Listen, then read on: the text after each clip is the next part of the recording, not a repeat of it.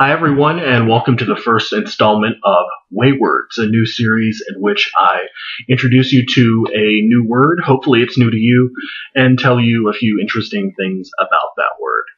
This is the first installment, like I said, and the first word that I would like to introduce you to is resistentialism. Resistentialism. I'm not going to spell it for you, like I said in the introductory video. If you'd like to know more about the series, go watch the introductory video first.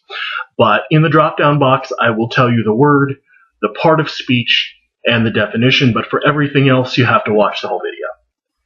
So, resistentialism is a noun, and it is a theory that inanimate objects demonstrate hostile, perverse, or spiteful behavior toward us, specifically human beings. The origins of the word, it was first used in 1963 by the humorist Paul Jennings when he was actually trying to be funny about current trends in French philosophy, which is sort of hard to be funny about sometimes. He said that the French have a wonderful way of expressing their philosophical ideas in aphorisms or short words sometimes. He said that if you're in a Paris cafe for long enough, you'll eventually hear someone say something like, "They're all against us." And I guess he thought that they might be talking about inanimate objects. And so he coined this word, resistentialism, as a blend of res, which is the Latin word for thing, which is actually where we get other words like republic. Res publica means a public thing. The French résister, which means to resist, and the English word existentialism. So when you sort of splice res, résister, and existentialism, you get resistentialism.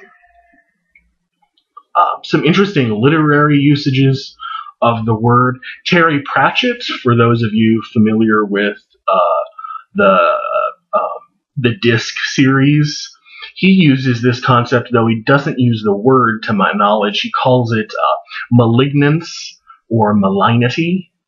And Thomas Pynchon also uses it in his novel V. He might use it in other places too, where he sort of blurs the line between animate and inanimate objects, especially the bad priest and the alligators that roam the underground sewers that know that they're toys made for children. So they're supposed to be these toy-like inanimate objects, but they know things. So it's very Pynchovian. An example of a use would be,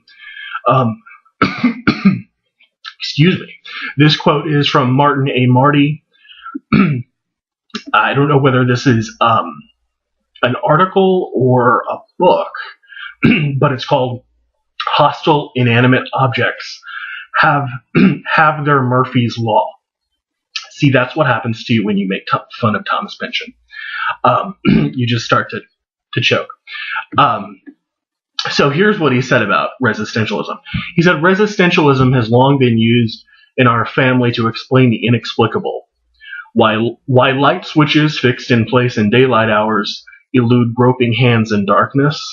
Why shoestrings break when we're in a hurry. The explanation for these and many more daily occurrences is that there's no such thing as an inanimate object.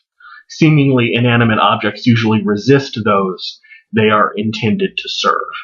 So that sort of sums up the whole idea behind resistentialism, that everything has this will behind it, even things that you could never think have a will because, well, they don't have a brain or a mind.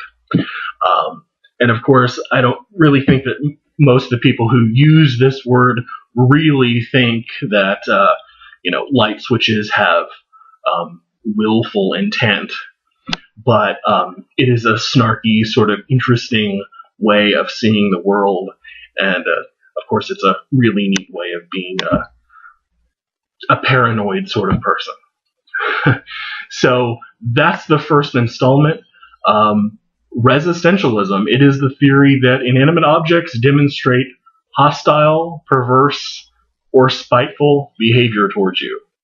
So see if you can actually work it into a conversation sometime, or if you're a writer, if it applies to your writing life, let me know. And I hope to see you soon for episode 2. Hopefully, as I said again in the drop-down box, what I'd like to do is post every Sunday, but that may or may not happen. I'd like to do it about once a week. So I'll see you next weekend if everything goes well. Bye, guys.